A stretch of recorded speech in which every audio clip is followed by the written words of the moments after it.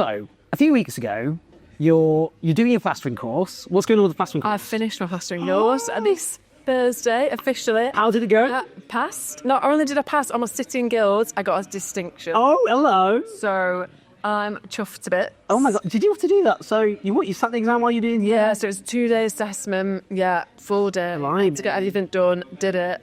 What can I say? Was your tutor originally livid that you were standing? No, so I kind of didn't really say, because it all happened really quickly, and then on the day of the announcement, I'd let him know I might be in a bit late, and then obviously the media buzz was just huge, so I was like, I had to text him and say I won't be in today. Thankfully, the week I was selected as the candidate, I'd had my mock assessment, which I'd passed. So I was on course to pass the course, which meant that I could have a couple of days off in between, which I was very thankful for.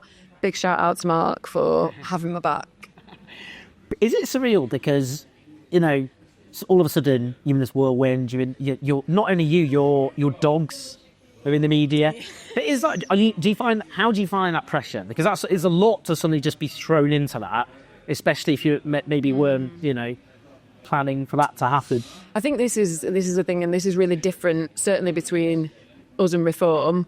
This is like a byproduct that I didn't expect or need, whereas he is very clearly on a pathway to fame that he's chosen, and so this is just a rung on that. Whereas for me, I was like, oh my goodness, 2 days after the announcement, someone recognised me in Morrison's, and then it's just like snowballed after that.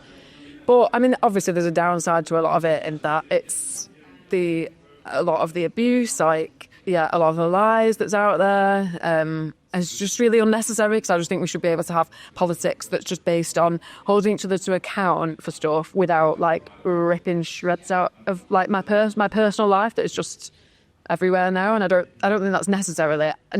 And I also don't think male candidates get that same level of scrutiny over their personal Although life. there has been these treaters about you being a plumber, and we actually did meet someone today, and you actually did their plumbing. Right, okay, so we can get that. Trying a story to become reading so much about it, like, maybe she isn't. To be honest, I look at that radiator that I've had in my spare room upstairs that's been lent against the wall for 2 years that I've still not fitted, and even then I'm like, am I? Labour are still cocky about it, though. They say that it's between them and Reform, that the Greens, you don't have the presence here, and that, people will end up with a cheese between them and Reform, and that's going to squeeze you out the picture. I think that's just simply their only last shot at trying to get people to vote for them, because we've just seen in the run-up to the last general election, they campaigned on a promise of change, and none of that change has happened. In fact, if anything's changed, it's because it's got worse. So people have seen them rip winter fuel payments away from our elderly community. We've seen our disabled siblings have their, PIP, personal independence payments, living under the uncertainty of that. Like waspy women who Keir Starmer stood alongside for years and said, I've got your back, like we've dumped them. There's so many examples where Labour have just failed, like working people and working class communities, that all they've got left now is to say that they're the only ones that can. But what are you finding on the doorstep? Are you finding, are you finding Labour voters for start? Are they out there? Not really, no. And in fact, we had an interesting story about someone yesterday who had one of our volunteers noticed a Labour board. As they were walking up the path, there was a Labour board laid down in the front garden. So when they knocked on the door, I had a chat with them. It turned out Labour had just turned up, stuck a board up while they were out without telling them, and then just did one. And they've come back and found this board. So I think stuff like that just shows how out of touch even Labour themselves are at where their voter base is. Because a lot has changed. A lot has changed in the last 18 months, but a lot's certainly changed since the last, 2019, 2017. I'm genuinely really struggling to find anybody who's like, I'm voting Labour because I believe that they're going to be good for her. So we met some people who voted Labour, voting for the Green Party, and we met others who voted for Reform. Mm-hmm. And they're angry at the country and the direction it's heading, and they're angry about immigration. So, met someone, the son's, she says, can't get housing, and she's saying that's because they're going to asylum seekers, refugees, and illegal immigrants, migrants. That's how she framed it. How do you speak to people like that, who are angry often very difficult lives really hard, but they decided to take that anger in that direction? I think that anger is in many ways quite justified, because it's a very unfair system that we've got at the moment where people can't make ends meet, they can't put food on the table, can't buy the kids' school uniforms, and yet us taxpayers are spending, I think it's £6 million a day on hotels for people who fled here for really genuine and legitimate reasons who want to work. Like, I know in my role as a local councillor, like, I've met so many people who fled things that I can't even begin to imagine, and they're just like rattling around in a hotel. They want to be part of the community. Often they are part of the community, like where, you know, I've worked with them. They planted 500 bulbs in one of our local parks because they're just itching to get out and do stuff, but they're itching to work, and we know that we need people to work. So it's that perceived unfairness, I think, where people do think people are being given something for nothing, but it's a result of poor government failures. It was the Tory government that signed us up to these schemes. Like, they signed us up to these contracts with Serco and Britannia to give these companies that pay their shareholders millions of pounds of our taxpayers' money. And I think when you have that conversation with people and you acknowledge, like, that is a really unfair system, like, we would overhaul that completely in a way that's fairer for everybody, but fairer for the people who are coming here seeking asylum. Like, I think we have a much better system that is fairer for everybody.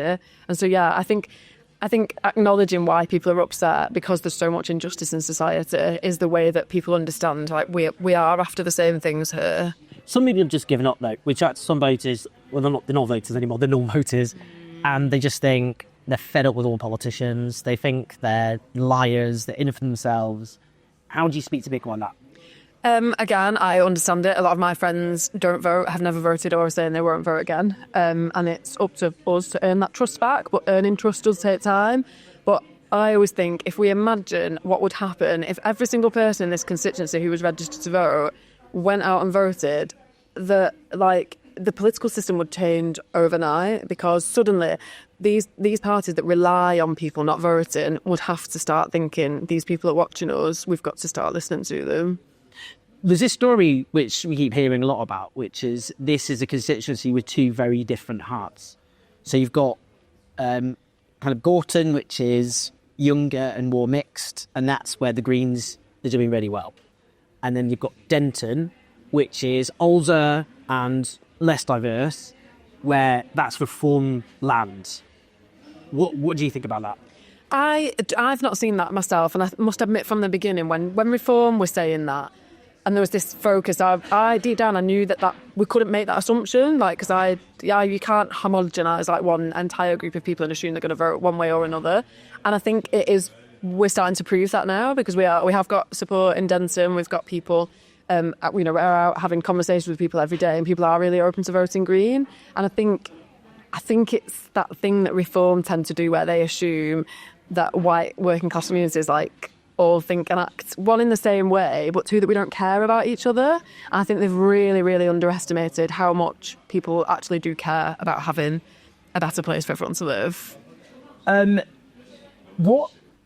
of the problems people might think the Greens have here is the ground game to start with is not in your favour, because this wasn't a Green target C, and you kind of started from scratch to a large degree, whereas Labour have maybe more data than you do.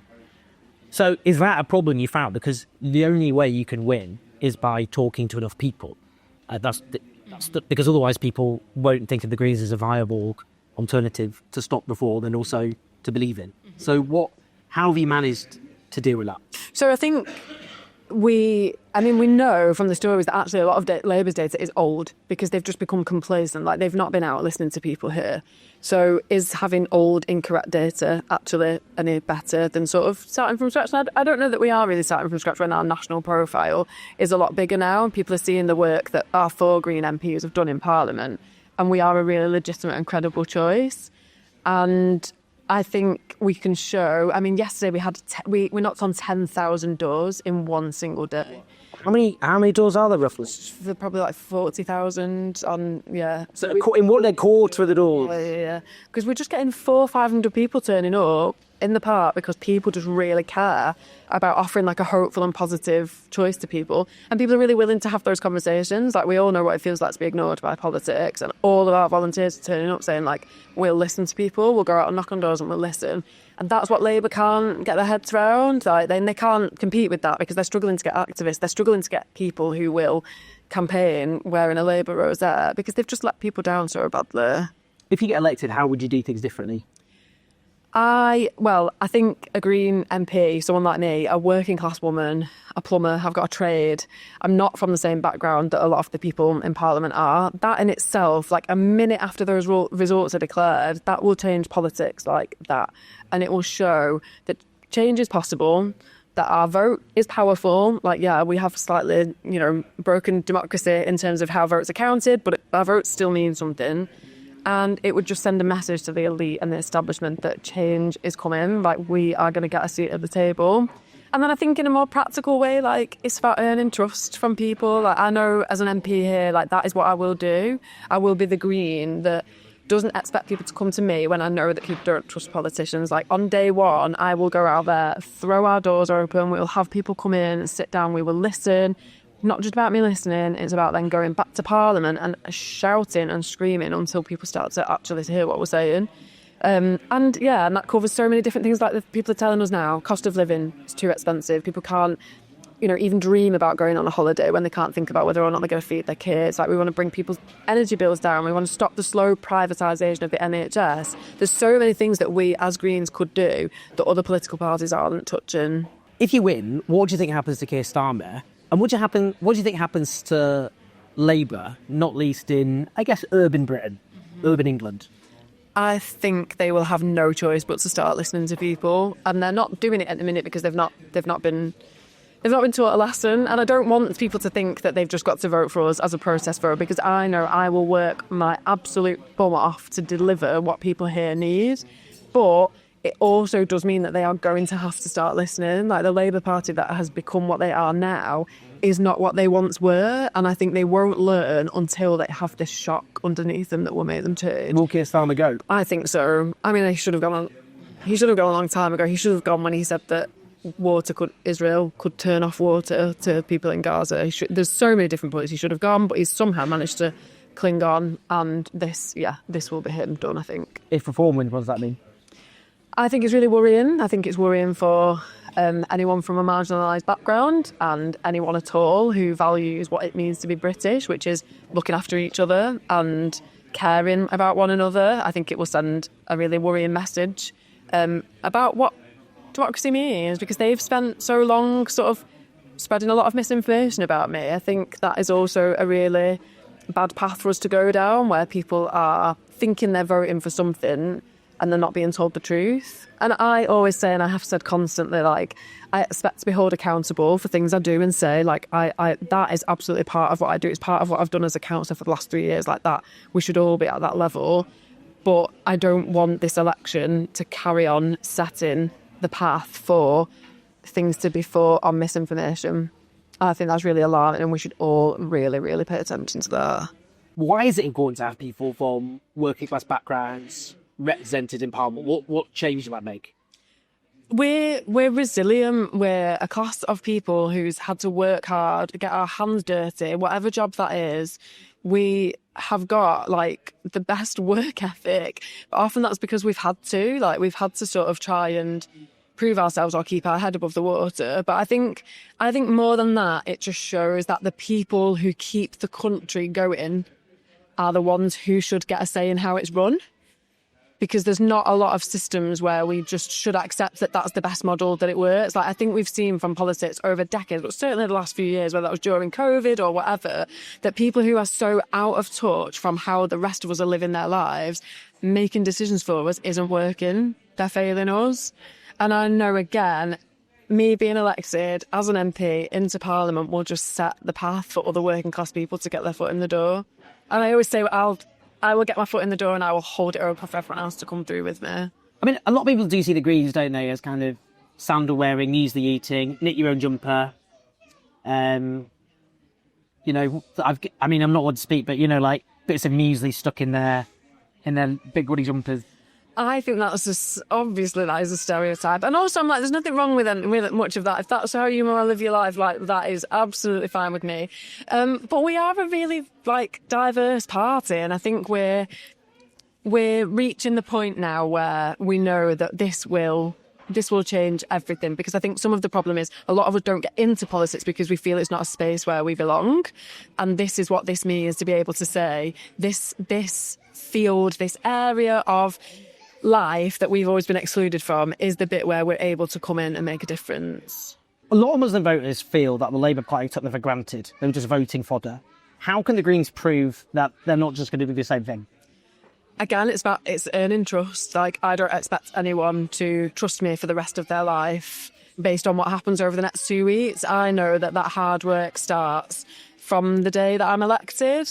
And it's about recognising and defending what it means to be British, and that includes everybody in it, everybody in this constituency, people of any religion, people of no religion, whatever it is. Like, we are a proudly multicultural and diverse society, and that can only be strengthened by having somebody, a party that recognises that.